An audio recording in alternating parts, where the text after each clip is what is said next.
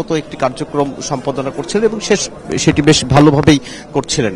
এখন পর্যন্ত তাকে যে দুটি মন্ত্রণালয়ের দায়িত্ব দেওয়া হয়েছিল আমরা জেনে থাকি বেশ বেশ কার্যকরী পদক্ষেপ তিনি নিচ্ছিলেন এবং আমরাও আশা করছিলাম তার হাত ধরেই যে মন্ত্রণালয়ের দায়িত্ব তিনি নিয়েছিলেন সেগুলো বেশ এগিয়ে যাবে এবং সেই আভাসও কিন্তু পাওয়া যাচ্ছিল। তার এই আকস্মিক মৃত্যুতে নিশ্চয়ই সেই কার্যক্রম থমকে থাকবে না। আপনি জেনে থাকবেন হাসান, আপনি যে প্রশ্ন করছিলেন হয়তো তার যে দাফন কিংবা তার মরদেহ কোথায় নেওয়া হবে সেই বিষয়ে এখনো সিদ্ধান্ত নেওয়া হয়নি। একেবারেই আকস্মিক ঘটনা। বিকেলে তার মৃত্যুর পরে স্বজনদের এখন পর্যন্ত আমি যেমনটি বলছিলাম তারা ভিড় করছেন, শুধু স্বজনরাই নন, গণমাধ্যম কর্মীরা যেমন রয়েছেন, আশেপাশের অনেক মানুষ কিন্তু এখানে রয়েছেন এবং তার জন্ম কলকাতায়, তারপরে তিনি সেখানেই আইনজ্ঞ হিসাবে তার কার্যক্রম শুরু করেছিলেন। তারপরে বাংলাদেশেও তার 1971 সালের আগেই কিন্তু বাংলাদেশে তার যে আইন বিষয়ক কার্যক্রম সেটি তিনি করা শুরু করেন এবং তার যে আইনি কার্যক্রম সেটি বেশ ভালোই প্রশংসনীয় হচ্ছিল। আপনি জেনে থাকবেন বেশ কিছু বিশেষ করে যুদ্ধাপরাধী একজনের আইনজীবী বলা হয়েছিল, যাকে যুদ্ধাপরাধী হিসেবে আখ্যা দেওয়া হয়েছিল কিংবা দাবি করা হয়েছিল, তারও আইনজীবী তিনি ছিলেন। সেই বিষয়ে তিনি সেই সময় বেশ আলোচনার মুখে আসেন এবং অন্তর্বর্তীকালীন সরকারের এই উপদেষ্টা তিনি প্রথম নন। এর আগেও যে তত্ত্বাবধায়ক সরকার গঠিত হয়েছিল সেখানেও তিনি আইন উপদেষ্টা হিসেবে কাজ করেছিলেন।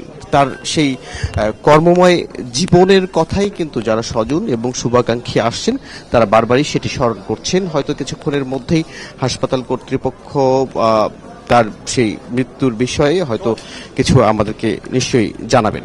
আপনি জেনে থাকবেন 2008 সালের জানুয়ারি থেকে 2009 জানুয়ারি পর্যন্ত তিনি ফখরুদ্দিন আহমেদের যে নেতৃত্বাধীন সরকার, সেই সরকারে তিনি উপদেষ্টা হিসেবে ছিলেন। তার সেই কার্যক্রম বেশ প্রশংসনীয় ছিল। এখনো স্বজনরা আসছেন, শুধু স্বজন নয়, আমি যেমনটি বলছিলাম যে শুভাকাঙ্ক্ষীরাও আসছেন। এর পরে কি কার্যক্রম নেওয়া হয় সেই বিষয়ে আরো তথ্য নিয়ে নিশ্চয়ই আমি দর্শকদের জানাতে পারবো।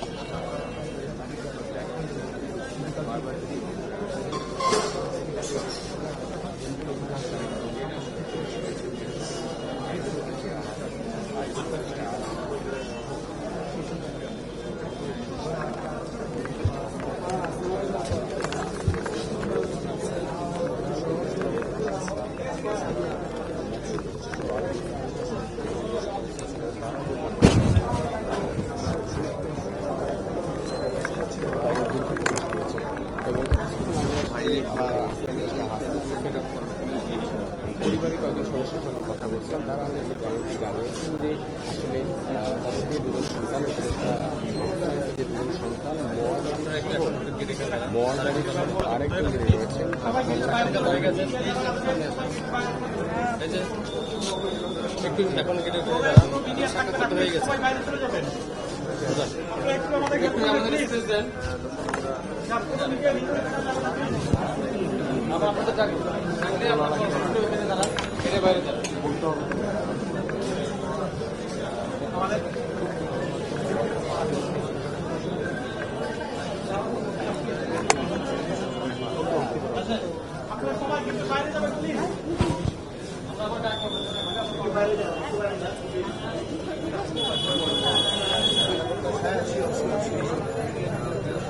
পরে আসে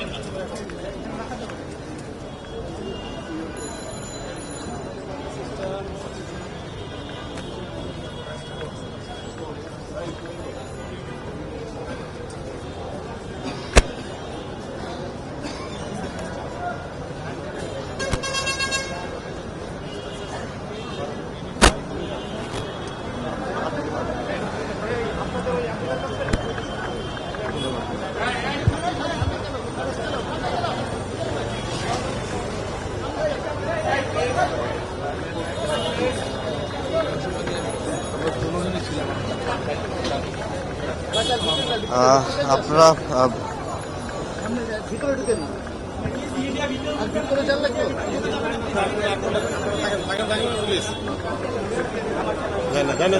আমি যেমনটি বলছিলাম, তার মৃত্যুতে রাজনৈতিক অঙ্গনও শোকের ছায়া দিচ্ছে।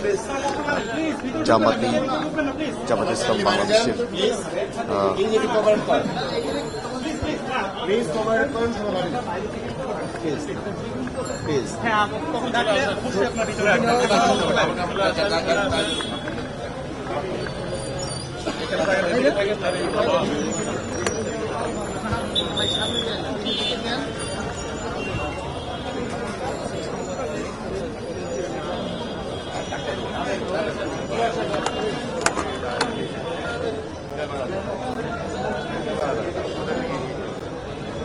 কিছুক্ষণ আগে বাংলাদেশের জামায়াতে ইসলামের নতুন কেন্দ্রীয় কমিটির আমির ডক্টর শফিকুর রহমান তিনিও আসলেন।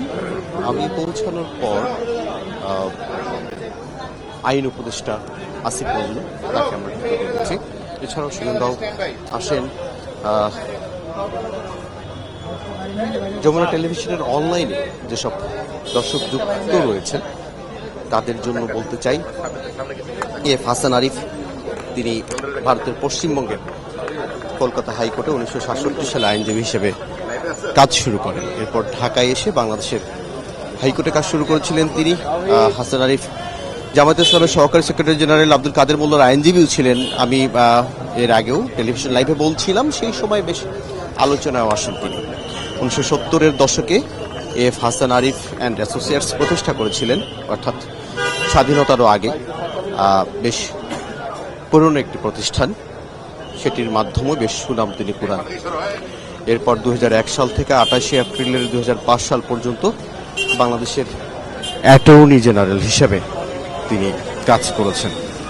সুপ্রিম কোর্ট আইনজীবী সমিতি ও বাংলাদেশ বার কাউন্সিলের কোনো একটি ঘটনায় বিএনপি সমর্থক বাংলাদেশ হাইকোর্টের একজন বিচারকের লাইসেন্স প্রত্যাখ্যান তিনি করেছিলেন। তাতে বাংলাদেশ জাতীয়তাবাদী দলের আইনজীবীদের সমর্থন করতে ব্যর্থতার কারণে তিনি 4 বছর দায়িত্ব পালন করেন। এরপরে তিনি পদত্যাগ করেছিলেন। 2008 সালের জানুয়ারি থেকে 2009 সাল পর্যন্ত, অর্থাৎ ফখরুদ্দিন আহমেদের নেতৃত্বে তত্ত্বাবধায়ক সরকার ছিল, তখন সেই সরকারের আইন বিচার ও সংসদ বিষয়ক মন্ত্রণালয়, ভূমি এবং ধর্ম বিষয়ক মন্ত্রণালয়ের উপদেষ্টা ছিলেন এফ হাসান আরিফ। এবং গেল 8 আগস্ট 2024 সালে এই শেখ হাসিনা সরকারের পতনের পর তিনি উপদেষ্টা হিসেবে নিযুক্ত হন। এরপরে স্থানীয় সরকার, পল্লী উন্নয়ন, সমবায় মন্ত্রণালয়ের উপদেষ্টা হিসেবে দায়িত্ব। তারপরেও কিন্তু তারপরে ভূমি মন্ত্রণালয় এবং পর্যটন মন্ত্রণালয়ের দায়িত্ব তাকে নতুন করে দেওয়া হয়। আমি যদি হাসপাতালের সামনের পরিস্থিতি একটু বলি আপনাকে, মূল সড়কে যানজট শুরু হয়েছে ইতোমধ্যেই। বিশেষ করে অনেকে আসছেন, আমরা আসার সময় দেখলাম ভিআইপি প্রটোকল নেয়ার জন্য রাস্তার দুই ধারে আইন শৃঙ্খলা বাহিনীর সদস্যদেরকেও আমরা দাঁড়িয়ে থাকতে দেখেছি। আইন শৃঙ্খলা বাহিনীর সদস্যরাও কিন্তু এখানে উপস্থিত হয়েছেন। সরকারের উচ্চ পর্যায়ের যারা রয়েছেন তারা আসবেন, যে কারণে এই সড়কটি যানজট মুক্ত রাখার চেষ্টাও চলছে। একেবারে হাসপাতালের মুখে আমরা রয়েছি।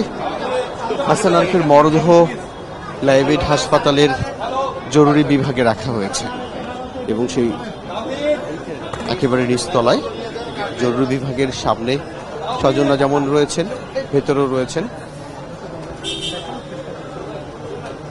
সবাই বলছিলেন কান্নারত অবস্থায়, কান্না করতে করতে অনেককেও আমরা ভেতরে ঢুকতে দেখলাম।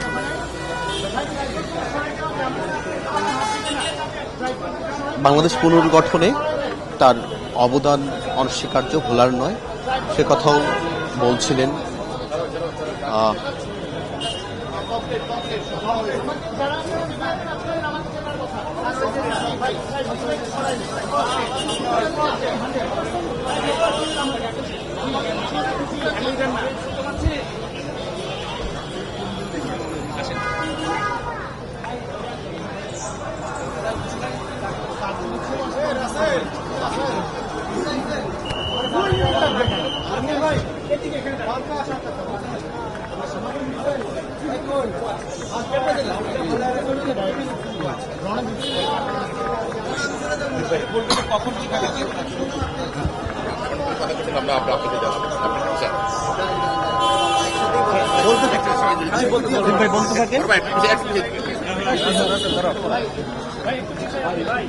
উপদেষ্টা গাড়ি আসছে আমার একটু পাস দেন পেছনে গাড়ি।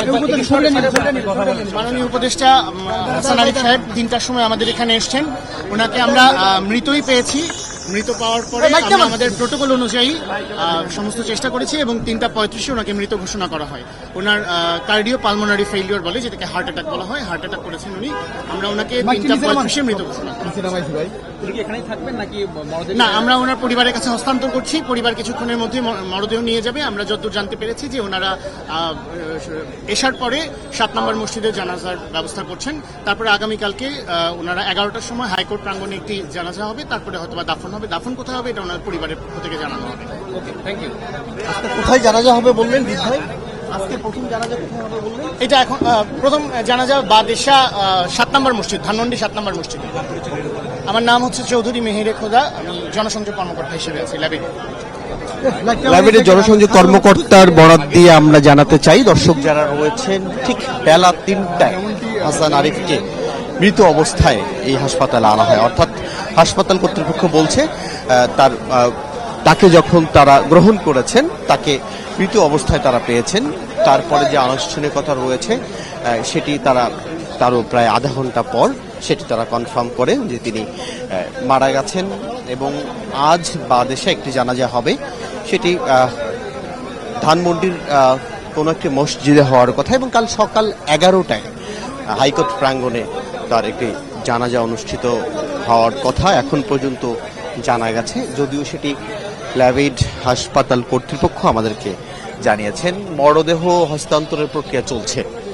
সেই মরদেহ এখান থেকেই সেই বাদেশায় যে জানাজা হবে সেখানে সরাসরি নেওয়ার একটি প্রক্রিয়া হয়তো চলছে। তারপরেই আগামীকালের জন্য মরদেহ হয়তো কোনো মর্চুয়ারিতে রাখা হবে। তারপর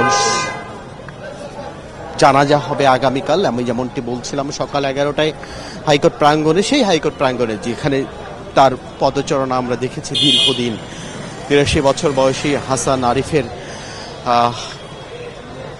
জীবনের অনেকটাই তো কেটেছে আদালত প্রাঙ্গণে।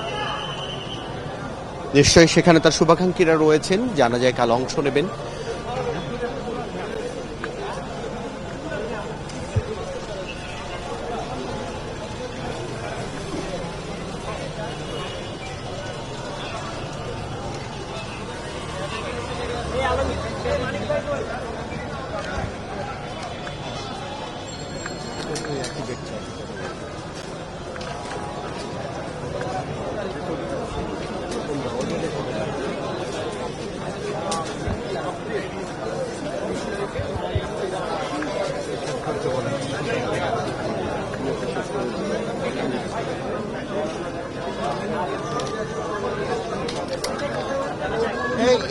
আলমগীর ভাই,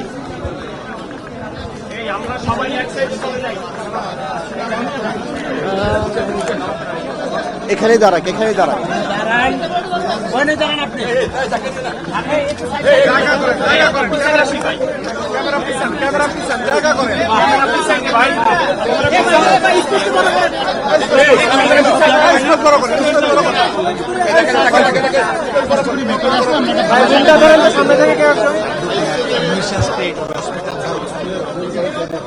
ভাই আমি নামাজ পড়বো, তো নামাজের সময় হয়। সবাই ক্যামেরার সামনে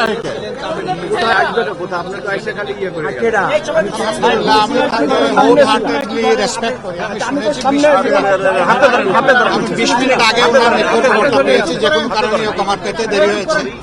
আমি পাওয়ার পরে আরেক জায়গায় একজন রোগী দেখতে যাওয়ার কথা, আমি ওইটা থেকে ডাইভার্ট করে এইদিকে চলে এসেছি আমার মনের টানে। আমি ওনাকে খুবই রেসপেক্ট করতাম।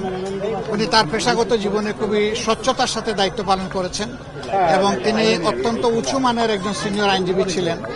তার আইনের জ্ঞান যেমন ছিল, তার মধ্যে স্বচ্ছতাও ছিল। এই দুইটা জিনিস অনেক জায়গায় পাওয়া কঠিন। উপদেষ্টা হিসাবে তিনি এই পদে আসার পরে, দায়িত্বে আসার পরে আমরা একসাথে অনেক সময় বসেছি, কথা বলেছি। তাকে মনে হয়েছে যে একজন খাঁটি দেশপ্রেমিক মানুষ উনি। আর উনি 5 ওয়াক্ত নামাজি মানুষ ছিলেন, সবচেয়ে ভালো যেটা আমার কাছে লাগে। একসাথে অনেক জায়গায় আমরা নামাজ পড়েছি ওনার সাথে। আল্লাহর দরবারে দোয়া করি জীবনের এই সফর তিনি শেষ করলেন, অনন্ত জীবনের সফর তার শুরু হলো।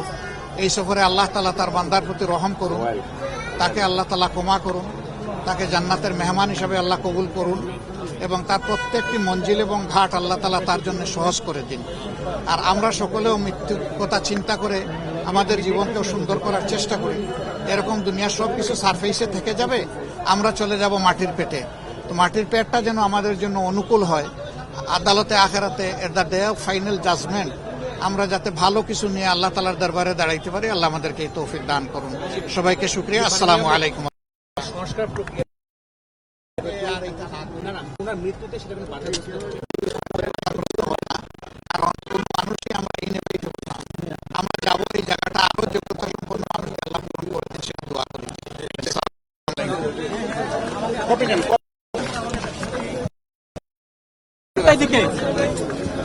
Thank you. মাস্ক কই মা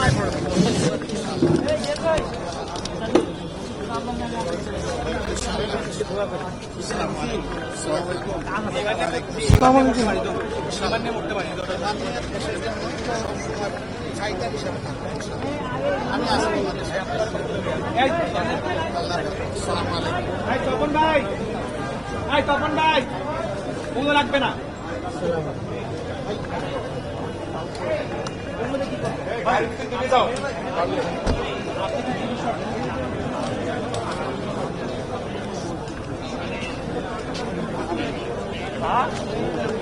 হ্যাঁ আমি এই যে ল্যাবটে আসলাম।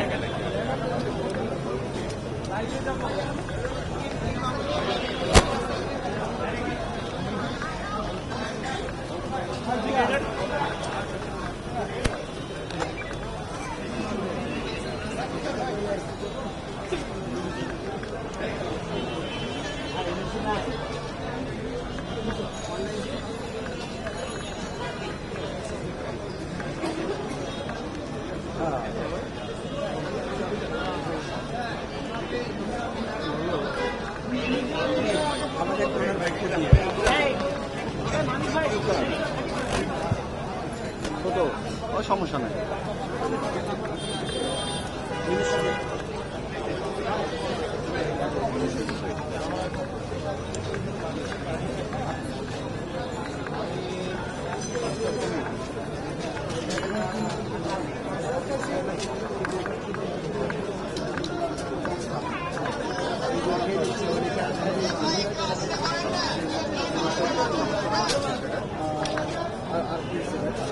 অন ভাই, অন ভাই, ভাই লাইভ কি চলে এখানে? কে কপি পাইছেন? এখানে কে কপি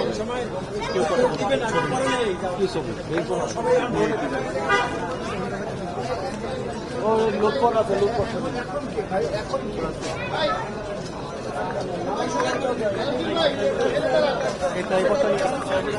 টাইপটা নিয়ে আসেন। এই রিপন ভাই দেখি তো।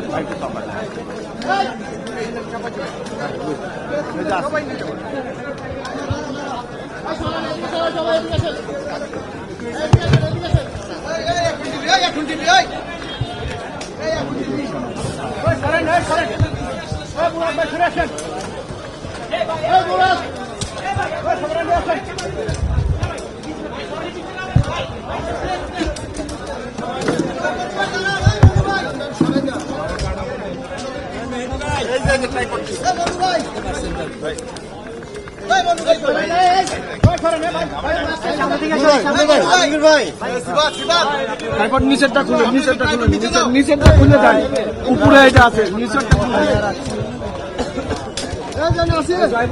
নিচেরটা খুলে ইয়ে আছে, কটনেস আছে এটার সাথে। আপনারটা তো ওইটা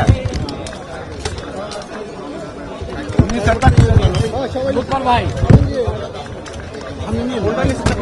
হ্যাঁ দেন, ওইটা দেন, ওইটা দেন, ওইটা দিয়ে দেন। হ্যাঁ নিচ্ছি ভাই।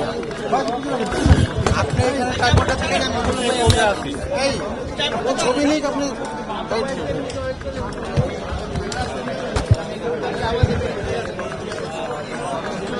বাদ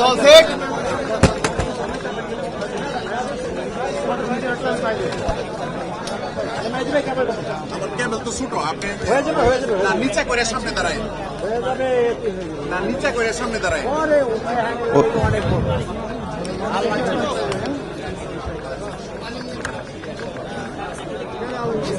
আমার পিছনে কেউ আছেন নিচে করে সামনে আইবেন। লাগবে না শর্ট করবে না আমি এখান থেকে সরে যেতে হবে প্লিজ। কেন এই জায়গা প্রধান উপদেষ্টার গাড়ি আসবে। এইখানেই আমরা বাইক শুনে নিয়ে নেই যখন গাড়ি আসবে তখন চলে যাবো একটু সহযোগিতা করেন প্লিজ। আরে বাবা রে, আমাদের তো লাগবে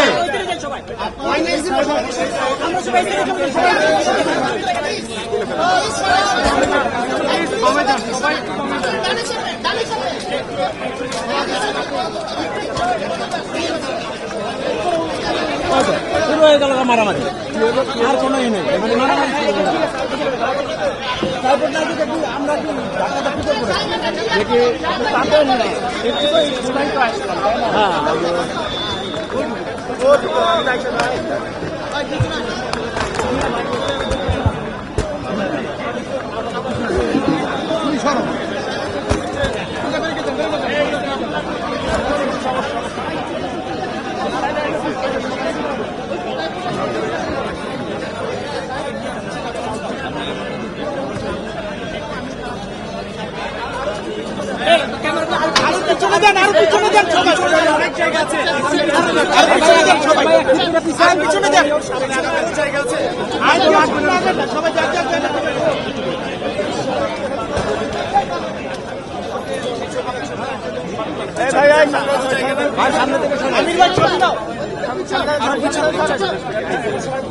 এই সাইডটা একটু পিছিয়ে দেন, একবার আমরা শৃঙ্খলাতে দাঁড়াই, এই সাইডটা আরো একটু পিছিয়ে দেন, একটু সেটা পিছিয়ে দেন না ভাই, পিছিয়ে দিলে সমস্যা নাই। বিশ্বাসী তো অনেক আর পিছন লাগবে না ভাই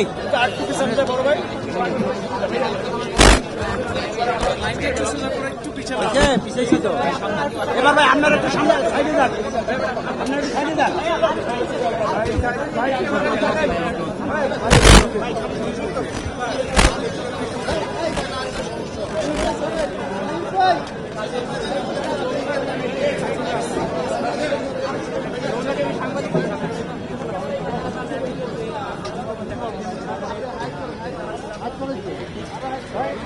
ভাই ভাই ভাই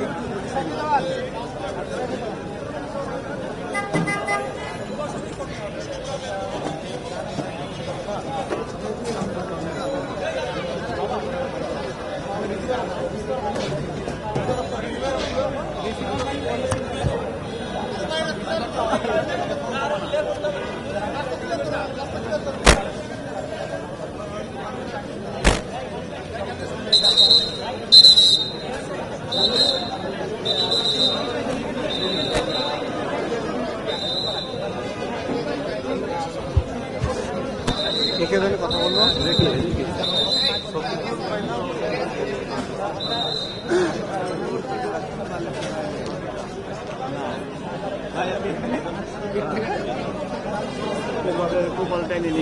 আসলে আমার মোবাইলটা টেনে নিয়েছি আমার ডিউটি যাওয়া দেখছি আবার এই সময় একটা লোক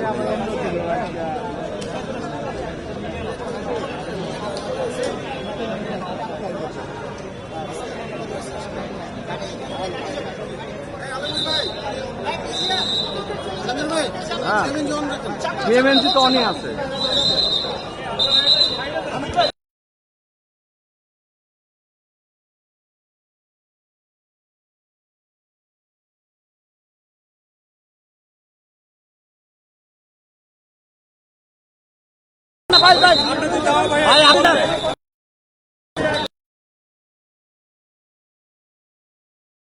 তিনি এই হাসপাতালে তার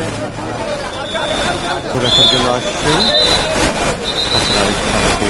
শেষবারের মতো তিনি দেখার জন্য হাসপাতাল চত্বরে মাত্র এসে পৌঁছাবেন এবং তিনি গাড়িতে রয়েছেন, কিছুক্ষণের মধ্যে তিনি নামবেন।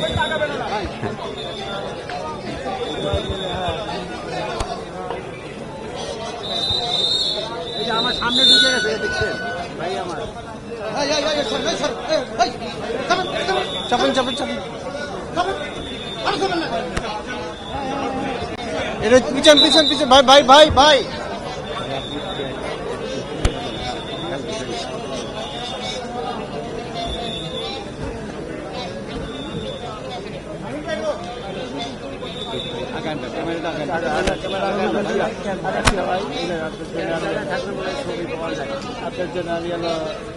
ঠিক আছে ঠিক আছে লাইটও তাহলে কম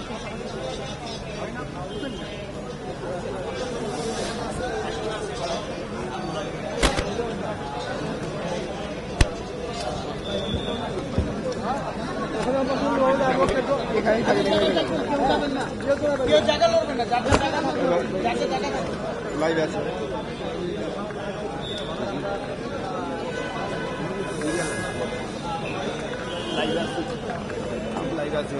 আমিও তো লাইভ আছে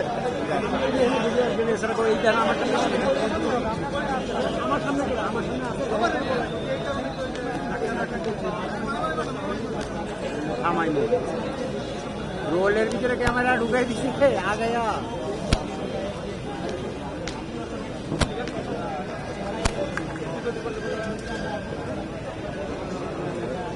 দেখা লাভ নেই কিছু দেখাই যে আরেকজন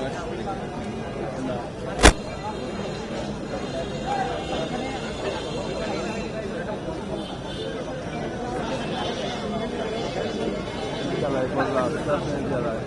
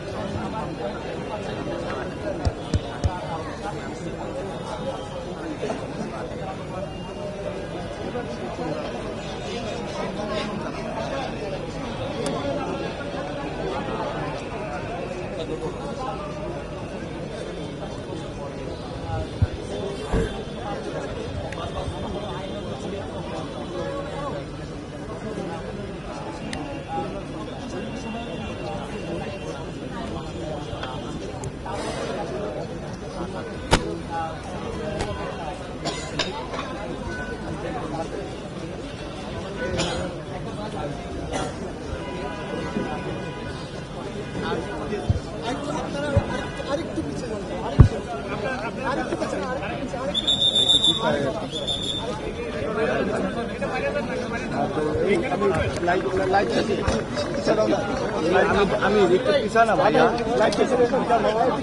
আমি ভাই একটু পিছানা আমি একটু পিছানা আমি ভাই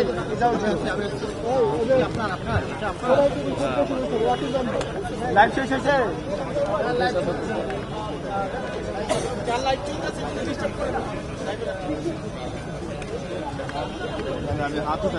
কিছুক্ষণ আগে প্রধান উপদেষ্টা ডক্টর ইউনূস তিনি হাসপাতালে আসেন। তিনি এখন বের হয়ে আসছেন আমরা দেখছি। চুপে থাকো, লড়াই না, কেউ লড়েন না, কেউ কিছু করে লড়ে না।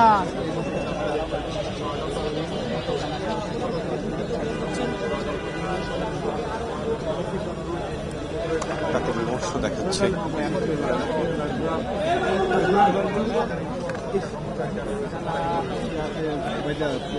ভাই একটু সামনে তো একটু সরবেন ভাই, একটু জায়গা একটু ফাঁকা দেন আমাদের ভাইয়া, ভাই একটু সামনে থেকে ভাই মধ্যে দেন। এই সাকিব ভাই একটু বামে সরেন না, সাকিব ভাই একটু বামে সরেন, আপনার বামে। ভাই হয়েছে তো উনি চলে যাক, একটু বামে যান আপনি। ভাই একটু সাইডে যান ভাই।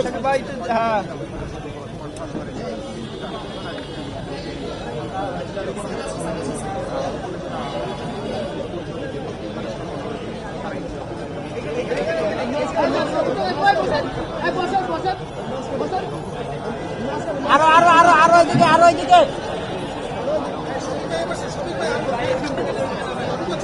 ভাই, আরো এদিকে আনতে হবে ভাই, মাঝখানে আনতে হবে।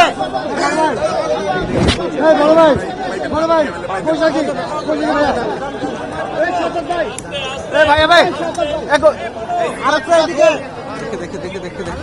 কি করো ডিসবালান্স করো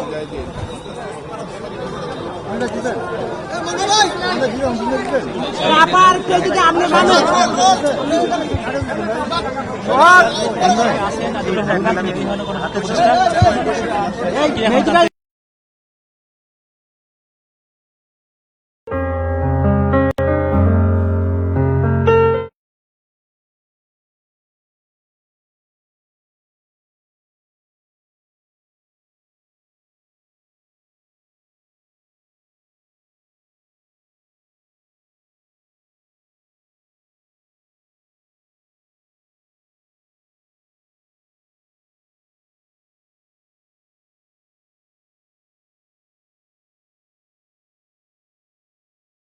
আজকে বাদ এশা ওনার মন্দির 7 মসজিদের যেখানে মসজিদটা আছে 7 নম্বর রোডে সেখানে, তারপরে ওনাকে রাখা হবে ওনার বাসাতেই। আগামীকাল সকাল 11টায় হাইকোর্ট প্রাঙ্গণে ওনার দ্বিতীয় জানাজাটা হবে, তারপরে ওখানে মিরপুর বুদ্ধিজীবীতে দাফন করা হবে। আপনাদের একটা জিনিস ক্লিয়ারিফাই করি, 7 নাম্বার মসজিদ ধানমন্ডি 7 নাম্বার মসজিদ বাদ এশা প্রথম জানাজা হবে। আমাদের আদিলুর রহমান ভাই আছে, আমাদের আসিফ আছে উপদেষ্টা, আরো অনেকে আছে এখানে, আমাদের আকিজ বশির ভাই আছে, আমরা সবাই সরাসরি ধানমন্ডি 7 নাম্বার মসজিদ। ও বারবার ঢুকতে হয় কেন? জি, কথা হয়েছে ওনার ছেলে, ওনার স্ত্রী, ওনার ভাগনা সবাই এখানে আছে। ওনার মেয়ে থাকে বিদেশে, সে ফিরবে, কিন্তু তার জন্য আগের কথা ছিল অপেক্ষা করা হবে, এখন আর অপেক্ষা করা হচ্ছে না। দাফনটা আগামীকাল হচ্ছে, বাদ জোহর মিরপুর বুদ্ধিজীবী। আমাদের তো আর আজকের সহকর্মী না, আমাদের তো সেই কোর্টের, যত বছর কোর্টের বারান্দায় হাঁটি তত বছরের সহকর্মী। আমার অনেক স্মৃতি, কারণ আমি যে প্রতিষ্ঠানে আগে কাজ করতাম সেটার অনেক মামলা উনি করেছেন। আমি মনে করি আইন অঙ্গনে এমন সজ্জন, বিদ্বান, ভদ্র, প্রাজ্ঞ একজন আইনজীবী খুঁজে পাওয়া আসলেই দুষ্কর। একটা হাসান আরিফ স্যারের মৃত্যু মানে হচ্ছে আইনজীবী হিসেবে একজন প্রতিষ্ঠান চলে যাওয়া। দোয়া করবেন সবাই। বাকিটা পরে, আজকে থাকে। একটা কথা বলি, উনি উপদেষ্টা পরিষদের সদস্য হিসাবে আমাদের সবচেয়ে অ্যাক্টিভ, সবচেয়ে উদ্যোগী উপদেষ্টাদের একজন ছিলেন। জাস্ট 4 দিন আগে স্যারের সাথে টেবিলে বসেছিলেন, তার ভিতরে গিয়ে বলছিল যে কত উচ্ছল, আনন্দময়, প্রাণবন্ত মানুষ ছিলেন। আমাদের আজকে আর বেশি কিছু বলার নাই, আপনারা সবাই স্যারের জন্য দোয়া করবেন। উনি অত্যন্ত ভালো একজন মানুষ ছিলেন।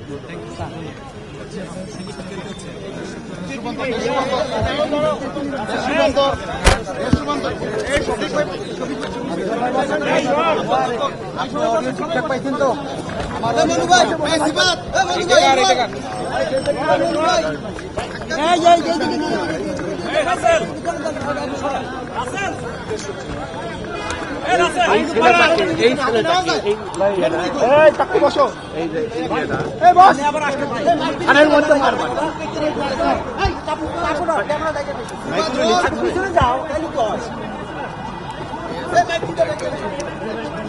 আজকে মাননীয় প্রধান উপদেষ্টাকে নিয়ে আপনি জানেন, এমিরাটসের যে ফ্লাইটটা যখনই ঢাকায় টাচ করলো তখনই আমরা সংবাদটা পেলাম যে মাননীয় উপদেষ্টা হাসান আলী সাহেব মারা গেছেন। উনি খুবই ডিপলি শক হয়েছেন, স্যাডেন্ড হয়েছেন, এবং উনি তখনই আমাদেরকে বললেন যে এটা উনি নেমে বললেন যে আমি এখনই হাসপাতালে যাব, এবং ওইখান থেকে উনি আমরা কোনো প্রস্তুতি ছাড়াই, কোনো ধরনের কোনো ইয়ে ছাড়াই আমরা সরাসরি এখানে এসে পড়ছি। আপনারা দেখেছেন স্যার খুব শকড হয়েছেন, তো আমরা উনার একটা কন্ডোলেন্স মেসেজ একটু পরেই মানে এখনই আমরা দিচ্ছি। এখন উনি ওনার বিদেহী আত্মার মাগফিরাত চেয়েছেন এবং ওনার ফ্যামিলিকে একটু আগে ওনার ফ্যামিলির সাথে কথা বলেছেন, ফ্যামিলি মেম্বারদের সাথে। আপনারা জানেন হাসান আরিফ বাংলাদেশের লিগ্যাল প্রফেশনের একজন মহিরুহু ছিলেন। বাংলাদেশের অনেক অনেক লিগ্যাল অ্যাক্টিভিজম যেগুলো মানে আপনি ডিসেন্টিং ভয়েসগুলো বা ডিসিডেন্টদেরকে উনি ডিফেন্ড করেছেন। বাংলাদেশের মার্জিনালাইজ কমিউনিটির সাথে উনি দাঁড়িয়েছেন। ওনার এদের লিগ্যাল অ্যাক্টিভিজমের ওনার যে ল প্রফেশনের এই যে ওনার যে মানুষের প্রতি যে দরদ, এটা অনেক অনেক পুরনো এবং এটা উনি অনেক বছর ধরে করছেন। তা এখন এমনও আছে যে উনি অনেকের মামলা লড়ে দিয়েছেন উইদাউট এনি ফিজ, এবং উনি খুবই ডিপলি কমিটেড সোশ্যাল ওয়ার্কার ছিলেন। অনেক কজে ওনার ইনভলভমেন্ট ছিল। আর আমি বলতে পারি যে গত 4 মাস এই ইন্টারিম গভর্নমেন্টে উনি ছিলেন একজন মানে আমি ক্যাবিনেট মিটিংগুলো দেখেছি, উনি প্রত্যেকটা ডিবেটে খুবই পার্টিসিপেট করতেন, প্রত্যেক বিষয়ে ওনার সুচিন্তিত মতামত উনি দিতেন। উনি was a rock in the cabinet আমি বলবো। ওনার এই মৃত্যুতে আসলে অন্তর্বর্তী সরকারের মানে কি ক্ষতি হলো এটা নিয়ে তো ওনারা বলছেন অবশ্যই, মানে যে কোনো ওনার মতো উনি আগে অ্যাটর্নি জেনারেল ছিলেন, ওনার যে এক্সপিরিয়েন্স, ওনার চলে যাওয়া তো এখানে ওইটা পূরণ হওয়াটা তো খুবই টাফ, ঠিক না? তো সেই জন্য আমরা ওনার বিদেহী আত্মার মাগফিরাত চাই এবং অবশ্যই আমরা সবাই আশা করব যে উনি যে কাজগুলো রেখে গেছেন সেটা যাতে আমরা সবাই মিলে কমপ্লিট করতে পারি। প্রধান উপদেষ্টা আমি বললাম তো ওনার ফ্যামিলি মেম্বারের সাথে কথা বলেছেন, তাদেরকে কন্ডোলেন্স জানিয়েছেন। ওনার একটা মেসেজ এখনই আমরা বোধহয় অলরেডি দিয়েছি, আপনারা দেখবেন। আর উনি তো এছাড়া যা যা ফাংশন ইয়েদেরকে বলেছেন যে অন্যান্য অ্যাডভাইজাররা সবাই ওনার জানাজায় যাবেন, কালকে ওনার ইয়ে হবে। Thank you.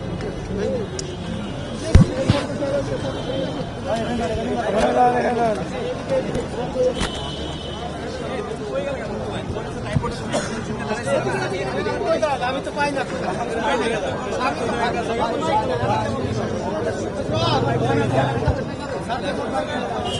বাংলা মিশন কই? বাংলা মিশন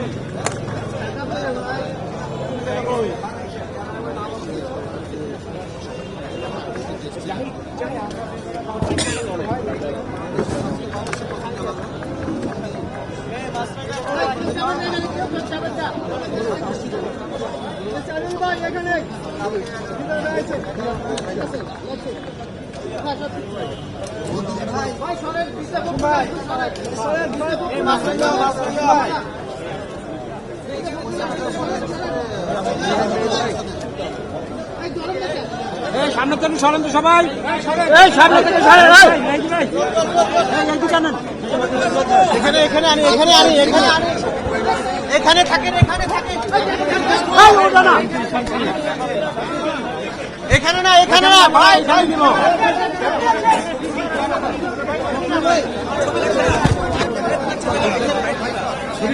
আপনি ধরছেন না, ফখরুল ভাই মনে করছেন এখানে।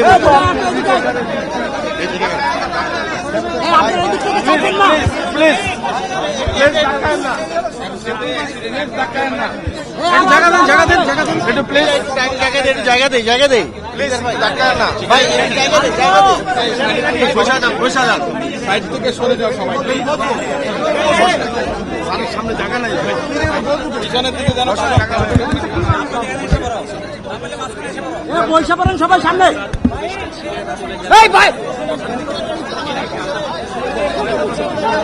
উপদেষ্টা হাসান আরিফ সাহেবের হঠাৎ করে চলে যাওয়া, এটা বর্তমান প্রেক্ষাপটে একটা আমি মনে করি অত্যন্ত ক্ষতিকর একটা বিষয় হয়েছে। কারণ তিনি শুধু একজন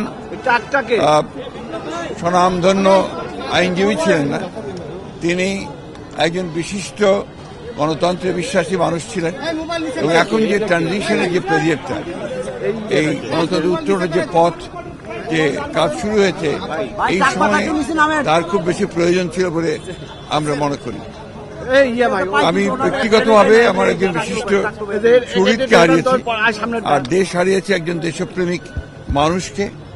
আমরা তার আত্মার মাত্রা, তার পরিবার পরিজনদের সমবেদনা জানাচ্ছি এবং এই হাসান আরিফ সাহেবের শূন্যতা, যেটা চলে যাওয়ার যে শূন্যতা সৃষ্টি হল, এটা সহজে পূরণ হবার নয় বলে আমি মনে করি। আল্লাহ তাকে বেস্ট নসিব করুক। চলবে, ওদের চলবে, এটার অসুবিধা হবে না। Thank you.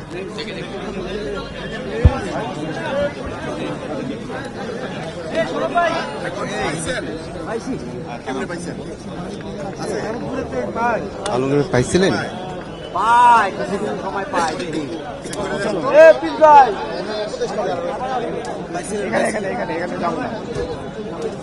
ক্যামেরা তো আরো আসছে, কাজগুলো ভাগ করা যাবে।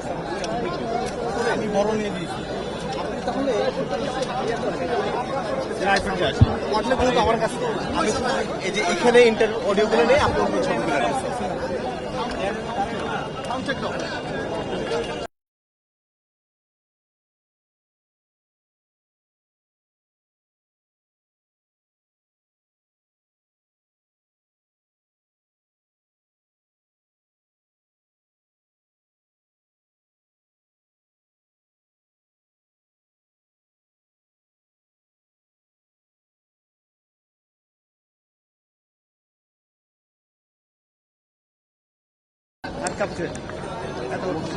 এত দূর ভাই বাংলা দিবে, বাংলা দিবি, বাংলা দিবি বাল মোড় কাটে রাখবি।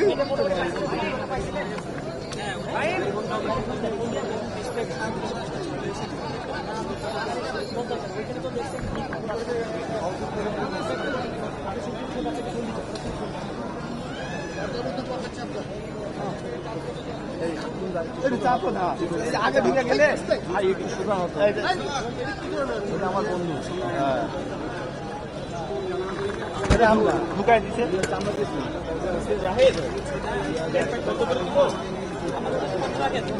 পাঠা দিও 100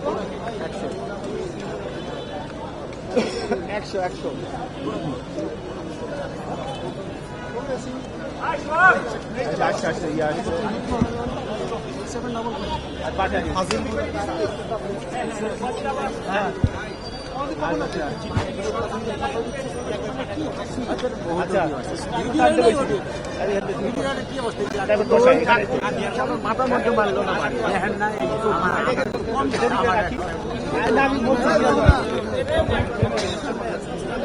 তাহলে হাতে ব্যথা না না না আমার সাথে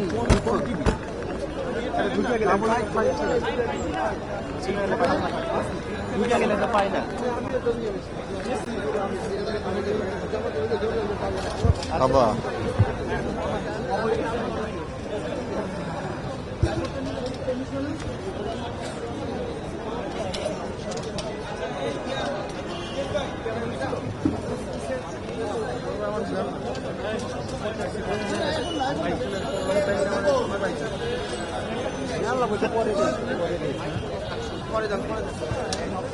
দিলে হয়ে যাবে, যাই না ভাই জানিয়ে থাকবে।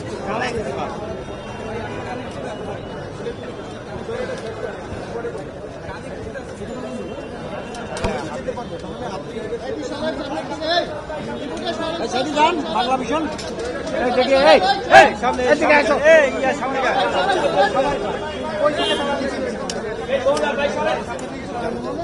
বৈশাখী সাইডে যান ভাই, 60 টাকা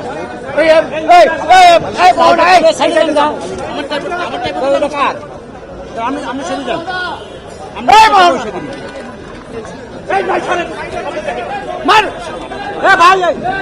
ভাই ফোন আলা ভাই আসলে পিটার পিটার সামনে কি সামনে তো সরব তো আমরা ছবি দিতে বলতেছি, আপনারা বাচ্চারা খারাপ ছেলের হাতে বন্দুক তুলে দাও। এই লোকটা কে মাঝখানে গায়ে ফোনে সবার ডিস্টার্ব, মানে এই মোহনা লাইট দিচ্ছে তো সাইডে যাবে, লাইট দিতে দেবে না, সবগুলোটা নষ্ট করতেছে। লাইট টাকা নাই, সাইডে যাবে।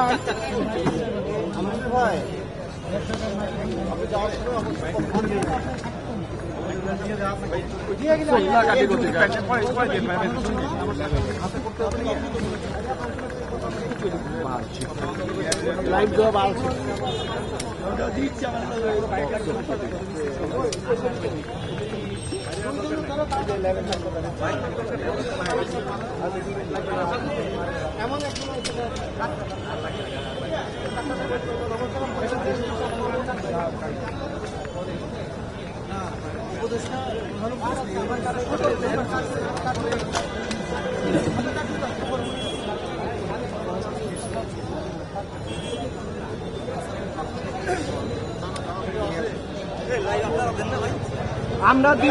আমাদের লাইট চলতেছে, আমাদের লাইট চলতেছে, আপনার মতো সামনে থাকে লাইট দিচ্ছে না। আমাদের সবাই লাইট দিচ্ছে, সবাই লাইট দিচ্ছে, সবাই তো লাইভ আছে, কে লাইভে নাই, সবাই লাইভে আছে।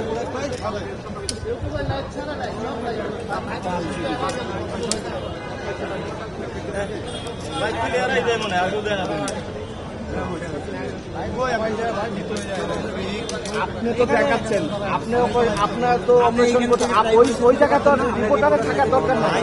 রিপোর্টার আপনার যান, আপনার তো বাদ দিচ্ছে আপনার রিপোর্টার সবাই আপনি ঠিক আছে না, আপনি দেখাচ্ছেন কিন্তু আপনি বাদ দিচ্ছেন তো আপনার রিপোর্টার বারবার হচ্ছে হলো ডিস্টার্ব। একটি বাইক বন্ধ আছে, সবাই সাইডে মাঝখানে পুরো সবাই বিনা কমপ্লেন ফেস্টে ব্লক করে রাখছে, তিনটা সাইডে খেলে। এরা ছাড়া কেউ নাই, সবাই পাই না। আমি ক্যামেরা নিয়ে ঢুকতেছি, তখন দেখলাম গাড়ি দুটো যাচ্ছে, সবাই একটা ছবি ফ্যামিলি তো না, ওইটা ইয়ে ছিল আমির। আপনি আমিরকে আইসা পাইছেন? আমির পাইছি, আমির সব পাইছি।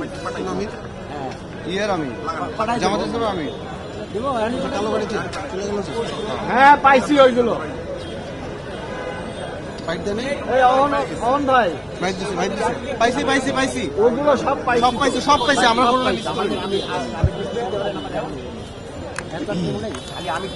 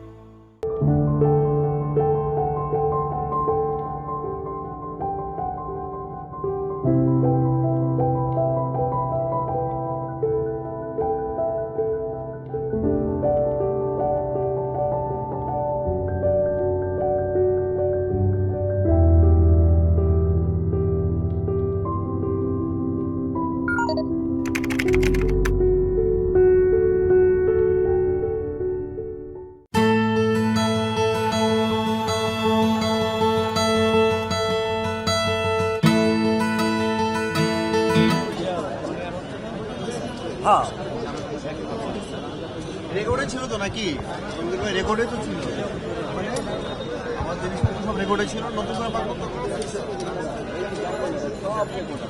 তো না না ওইখানে রেকর্ড করার কথা আর কি। মানে যদি চালাক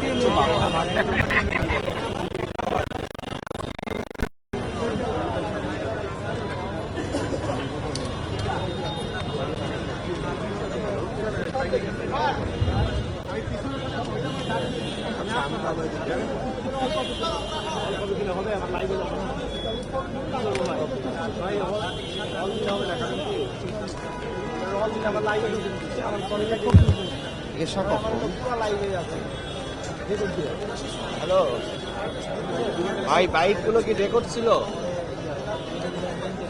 আমার কার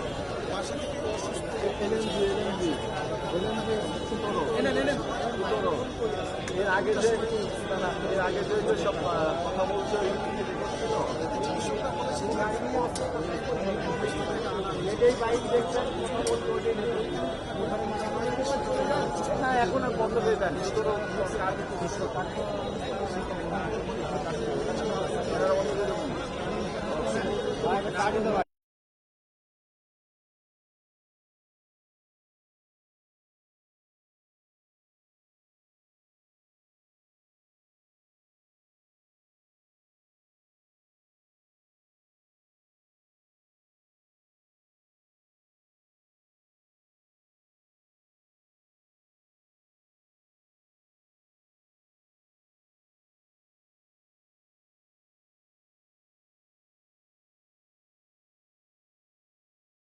দেওয়ার জন্য বাধ্য করবে।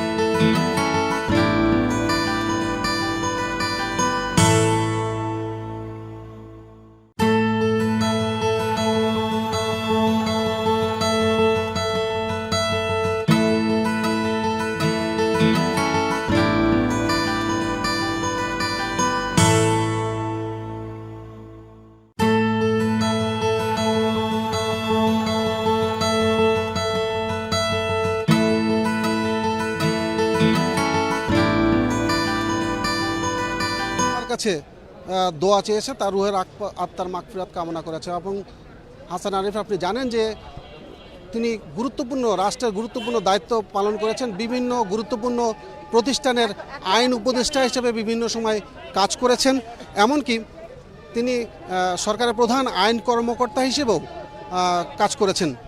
এবং পরবর্তীতে তার সম্পর্কে তবে আমরা এই দেবাশিস, আমরা সৈয়দ রেজানা হাসান কিছুক্ষণ আগে বা এই মাত্র এসে তিনি আমাদেরকে বলছেন, আপনারা ক্যামেরা একটু দেখেছেন, যে তিনি বলেছেন যে তার মেয়ের জন্য যে অপেক্ষার কথা ছিল সেই অপেক্ষা তারা করবেন। তার মেয়ে নাকি আসতে চেয়েছেন, এজন্য জানাজা হবে, কিন্তু দাফনের সময়টা এবং তারিখটা পরবর্তীতে জানিয়ে দেওয়া হবে। এবং তার মেয়ে এখানে আসার ইচ্ছা ব্যক্ত করেছেন এবং তাদেরকে উপদেষ্টাদের মাধ্যমে জানানো হয়েছে তার মেয়ে আসার পরে তার দাফন অনুষ্ঠিত হবে এবং দাফনের পরবর্তী সময় তারা আনুষ্ঠানিকভাবে জানিয়ে দেবেন। দেবাশিস,